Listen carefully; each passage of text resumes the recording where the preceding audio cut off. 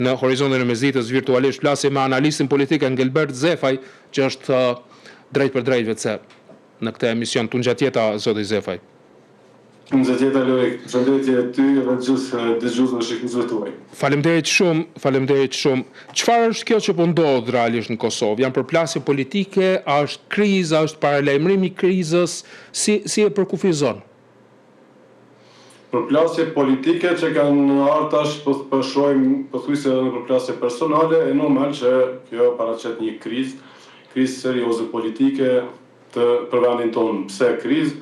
Sepse e kemi për momentin Kosovën pa institucione në fuqi. Kemi një Kosova sot nuk ka qeveri, nuk ka kuvend. Ne kemi Kosovën pa këto institucione sepse për momentin në fuqi është në dekreti i presidentes Vjosa Osmani. Edhe përdesë ky dekret nuk kundërshtohet ose nuk hidhet poshtë nga gjykata kushtetuese, atëherë i bie që është në fuqi dhe i bie që Kosova s'ka qeveri ose ka qeverinë në detyrë dhe nuk ka kuvend. E ka një kryetar të parlamentit që është po ashtu në detyrë. Pra, sikur se po thua që nga data 5, qeveria është në detyrë, kuvend s'kemi. E vërtet, nuk ka kuvend, sepse ne kemi një dekret në fuqi, dekret i lëshuar, i nënshkruar dhe vulosur nga presidentja Vjosa Osmani.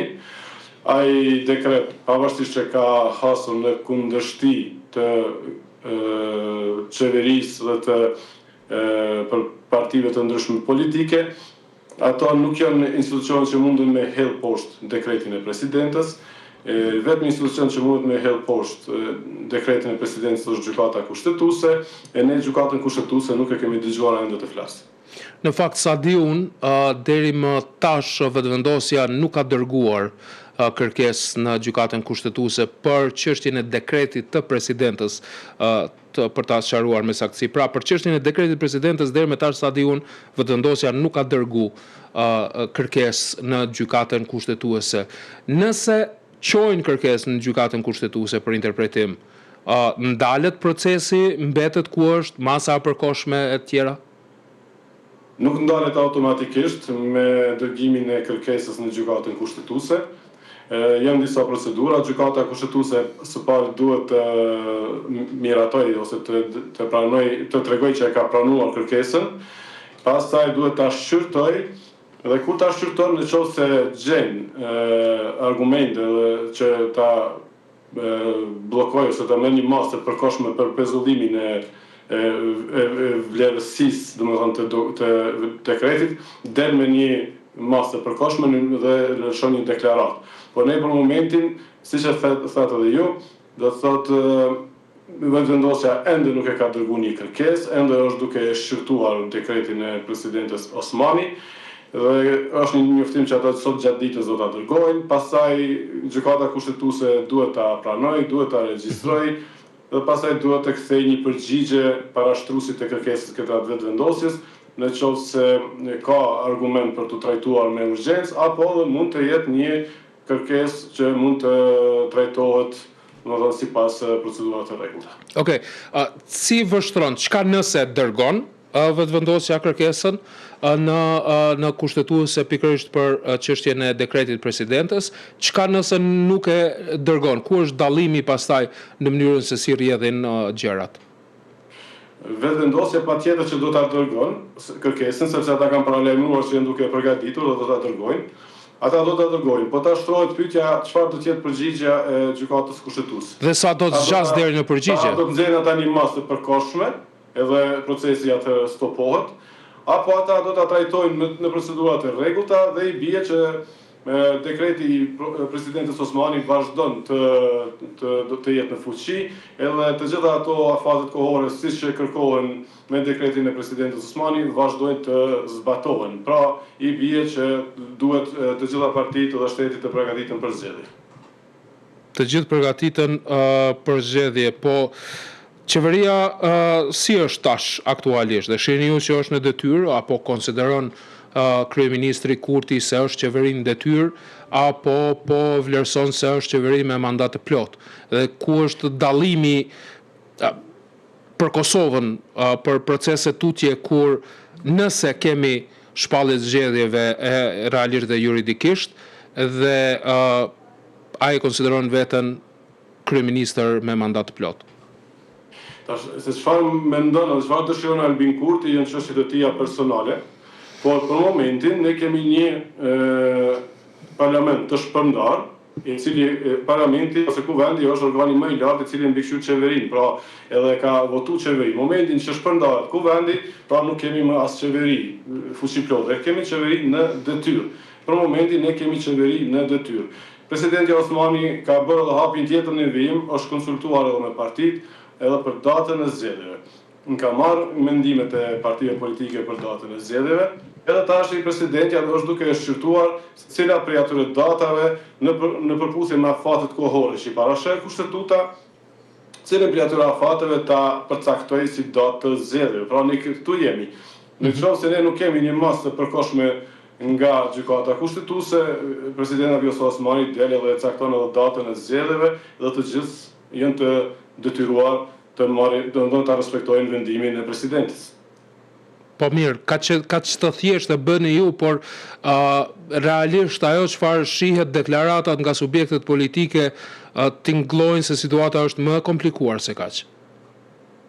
Lërik, tash ka subjekte politike të cilave nuk ju konvenon kjo situatë e krijuar, edhe natyrisht ashtu ka edhe emocione brenda, edhe normal që disa reagojnë me gjak nxehtësi, disa arrin të harrojnë edhe gjaktësinë, edhe kemi situatë që normal është të krijohet pak tensionohet pak situata. Ne kemi parë edhe reagimin e Albin Kurtit, domethënë gjuhën e trupit në mbrëmje atë natë në kuvend, i cili shkon edhe ndalohet para kamerës aty të kuvendit, edhe sikur e shikon direkt në sy dikën, edhe sikur dikujt i dërgon një mesazh. Pra e shihet që Albin Kurtit po i prishën planet. Edhe pastaj çfarë planësh? I shohim njëherë edhe reagimet e militantëve, i shohim reagimet e deputetëve, shohim reagimet e të gjithëve nga të gjitha palët, e shohim që ka tension, sepse dikujt nuk i pëlqen. Por ne duhet të mësohemi në demokraci, duhet të respektohen ligjet, duhet të respektohet kushtetuta, dhe vetëm duke i respektuar ligjet dhe kushtetutën, ne ndërtojmë rand demokratik dhe mund jemi të dajnë për një shtet për të aspiruar në Evropë. Çfarë planësh i prishën zoti Kurtit? Tash kjo është ai problemi, sepse Albin Kurti vetë kishte paralajmëruar që patjetër me 4 mars, deri me 4 mars duhet kemi një president, përndryshe shpërndahet parlamenti dhe shkojmë në zgjedhje. Dhe ai atë mbrëmje, sikur kishte pas shpresë se deri në atë mbrëmje do të kemi një president, edhe shteti do të vazhdoj me qeveri, me parlament dhe me president nga radhët e vetëvendosjes. Edhe po të kishte ndodhur ajo, atëherë ato kanë qenë planet e Albin Kurtit që ai të vazhdoj dhe të realizoj të gjitha ato objektivat e veta. Por po shihet se nuk u zgjodh presidenti dhe kjo ja shkatroi, ja prishi të gjitha planet, edhe sikur ai duke shikuar kamerën aty do i bite sikur po shikon dikë tjetër drejt në sy, në një farë mënyrë sikur ta çojë një gjuhë, sikur po i dërgonte një mesazh, se do të më paguash për këto plane që mi prish. Për kë aludoni kështu, kujt mund të ketë çu mesazh në atë formë? Po tash kush ja prishi planet? Vetëm presidenti Vjosa Osmani ja prishi planet. Do thotë është ajo që po mori vendim, mori dekret që vendi të shkojë në zgjedhje dhe këtu tash çdo gjë do të thonë po kthehet mbrapa. Ne sikur shoqëria kosovare filloi të mendoj që u kalua kriza njëvjeçare, kemi kuvend, kemi qeveri dhe po ecim përpara, tash po kthehemi prapë mbrapa, prapë me qeverinë në detyrë, prapë me një kuvend të shpërndar, edhe po vazhdon shteti me ushtrues detyrën të gjitha fushat. Mirë, çka nëse procedohet me çështjen e zgjedhjeve nga ana e presidentës, caktohet data e të tjera me radhë, por ndërkohë vetëvendosja çon kërkesën në kushtetuese dhe kushtetuesja ditëve në vijim edhe merr vendim për masën e përkohshme deri në një akt vendim të gjykatës. Ndërprehet procesi aty ku është, kthehet krejt në fillim, zhbëhet dekreti i presidentës, çfarë ndodh, si mund ta qartësojmë këtë paqartësi të madhe, këtë mjegull që ka rënë mbi Kosovë? Ne kemi një precedent që ndodhi me rastin e Nenad Rashishit, kur u bë kërkesa që nëse zgjedhja e tij ishte në përputhje me kushtetutën. Po pra, dhe vendimi i gjykatës doli tek aty nuk pati mas të përkohshme. Dhe në një farë mënyrë ai u pranua si i zgjedhur, edhe për një kohë të caktuar ai ishte nënkryetari i kuvendit dhe filloi të funksionojë kuvendi i Kosovës në përputhje me vendimet që i kishin miratuar. Por më vonë doli që ajo zgjedhje paska pas qenë në shpërputhje me kushtetutën e Kosovës dhe duhej që ai të lëshojë atë vend. Mirë, po kur erdhi ai vendimi i kushtetutës, pothuajse gjërat tashmë kishin përfunduar në anën tjetër dhe nuk pati ndonjë impakt kutatione më të drejtë për drejtë. Por mos harroni, ka qenë edhe koha e qeverisë Hoti. Edhe në atë kohë, domethënë u themelua qeveria Hoti, filloi aktivitetin qeveria Hoti dhe pas 8 muajsh erdhi gjykata kushtetuese me vendimin që zgjedhja e kryeministit Hoti si kryeministër ka qenë në shpërputhje me kushtetutën sepse njëri prej deputetëve nuk ka pas të drejtë vote. Dhe në atë moment qeveria ra dhe shkoi vendi në zgjedhje. Edhe këtu procedurat vazhdojnë, shkojmë në zgjedhje nëse s'kemi një vendim nga kushtetuesja, bën zgjedhjet, do të kemi rezultatet. Momenti kur vjen atë një vendim, po flasim krejtojnë situata hipotetike. Po. Në momenti kur do të vjen një vendim i kushtetutës edhe me interpretim, aty do të tregohet se nëse ka qenë në rregull, nëse po ose jo. Nëse jo, atë gjykata kushtetuese normal që edhe tregon edhe uzon se si duhet të veprohet tutje. Që do më thënë se cili vazhdon me të vetën deri në një moment kur mund të kemi ose jo vendim të gjykatës kushtetuese. Po, krejt kjo në situatën hipotetike në qoftë se nuk kemi një masë të përkohshme nga kushtetuesja. Okay. Në qoftë se kemi një masë të përkohshme, atë kemi komplet një situatë tjetër, varet se çka do thotë ndalon gjykata kushtetuese. Në qoftë se gjykata kushtetuese thotë kemi nevojë për një muaj ditë ta shqyrtojmë dekretin e presidentes Vjosa Osmani, atëherë bie që ne çdo gjë pezullohet për një muaj ditë, nuk ka asnjë aktivitet nga asnjë institucion dhe presim derisa të vjen vendimi dhe atëherë kur do të vjen vendimi duhet të zbatohet. Mirë, nëse, se gjithmonë hipotetike kemi mbetur, nëse gjykata vendos që ta shtyjë për një muaj këtë çështje derisa ata të vlerësojnë e të vendosin, ju s'ka dorë një muaj, gjykata i din në fatet e veta kohore, po. Po bazohemi në bazë të përvojave të mëhershme. Çka nëse pra kushtetuesja cakton një afat kohor, por që te i kalon muajin prill për shembull kur ju skadon mandati antarëve të KQZ-s. Çfarë ndodh atëherë? Kemi një tjetër problem për organizimin e zgjedhjeve apo jo? Ashtu vazhdimisht po krijohen probleme. Mos harrojmë se para se të ndodhë dekreti i Vjosa Osmani, para se të ndodhin këto komplikime, ka pasur nga media po edhe nga partitë opozitare kërkesë ndaj qeverisë që të nguten me emërimin e anëtarëve tjerë të KQZ-s sepse ju s'ka ndonjë mandati, dhe ata dolën disa prej tyre dolën ta i dim ne afatet, i dim ne punët e qeverisë, nuk ka nevojë askush na tregojë ne, asgjë s'është për ngut, dhe në një farë mënyrë po krijojnë probleme. Pothuajse gati kjo qeveri në vend se të kryejë detyrën e vet që është për zgjidhje probleme të shtetit, këta sikur mision e kanë me kriju probleme sa më shumë edhe me ngulfat shtetin në të gjitha drejtimet. Po, është një problem serios që nëse vendi nuk do të ketë antar të KQZ-s të zgjedhur nga kuvendi, atëherë bie që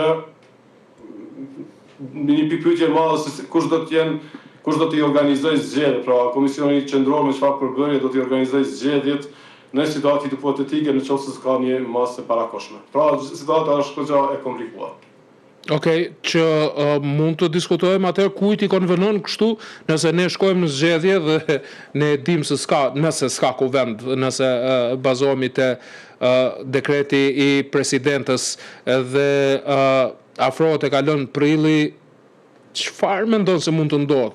Kujt mund t'i konvenoj një situatë e kësaj natyre me paqartësi kaq të mëdha edhe në atë se kush i organizon zgjedhjet nëse KQZ-ja nuk ka antar? Ne dim se kujt i konvenon më shumë ti Serbisë, i konvenon më shumë të listës sërbe dhe komunitetit sërb, sepse atyre që do më thonë mohojnë shtetësinë e Kosovës, atyre i konvenon më shumë të, ajo aty pa diskutim. Por kush po e krijon këtë situatë, apo krijon me këtë qëllim, këtu tash nëse e them që dikush po e krijon këtë situatë me qëllim, atë është akuzë shumë e rëndë. Por unë mendoj partitë politike, në këtë rast partia fituese duhet të jetë më e vëmendshme, më e kujdesshme, mos krijojë kështu situata bllokuese, sepse po e pengon Kosovën drejt rrugës përpara. Qeveria duhet të jetë më e kujdesshme që të eliminojë këto pengesa, të parashikojë këto situata dhe mos lejojë që situata që Kosova të bie në këtë nivel, që të mbetet me institucione të përkohshme që nuk kanë mandat për të marrë vendime jetike për Kosovën. Zoti Zefaj, që ta përmbyllim sepse shumë prej qasjeve ishin hipotetike, duke mos ditur realisht se a do të dërgoj vetëvendosja apo jo realisht në kushtetuese një kërkesë dhe duke vështruar çka nëse ka, çka nëse s'ka, po mirë. Konkretisht, duke pa se deri më tani çfarë po ndodh dhe çfarë mund të ndodh, cilat janë qëndrimet tuaja, vlerësimet tuaja, mendimet tuaja, çfarë do të ndodh realisht në vijim? A do të ketë qartësime apo jo? Unë vlerësimin tim e nis nga ajo që unë besoj që dekreti i presidentës Osmani është valid, është i vlefshëm, bazohet në nenin 86, sikurse edhe ka cekur, pra që ku thotë që kuvendi nuk ka arritur, nuk ka qenë i aftë të krijojë të zgjidhë presidentin, çfarë detyrë ka kuvendi, edhe nuk ka arritur ta kryejë atë detyrë në afatin kohor që parashek kushtetuta, atëherë nuk mbetet gjë tjetër se vetëm që të shpërndahet kuvendi. Pra kjo është shumë gjë e qartë dhe në këtë logjik, në këtë nen të kushtetutës, presidentja Osmani e ka shpërndarë kuvendin. Po unë nuk jam ai që po thotë ja vërvulën këtij mendimi, kjo është mendimi im. Përderisa kemi këtë situatë kështu, pra që sipas meje shpërndarja e kuvendit është në përputhje me kushtetutën, atëherë unë bëj ftesë të gjitha partive që të përgatiten për zgjedhje, sepse zgjedhjet janë shumë afër, opsionet janë sipas meje prapë po them, ose me datë sa i bën 16 ose 25 prill.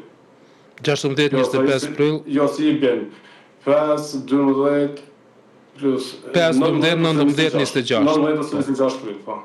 Okej, të falemderit shumë për kohën që ndat me ne, por edhe vlerësimet tua, profesor, drejt për drejt në këtë emision. Falemderit shumë. Falemderit shumë.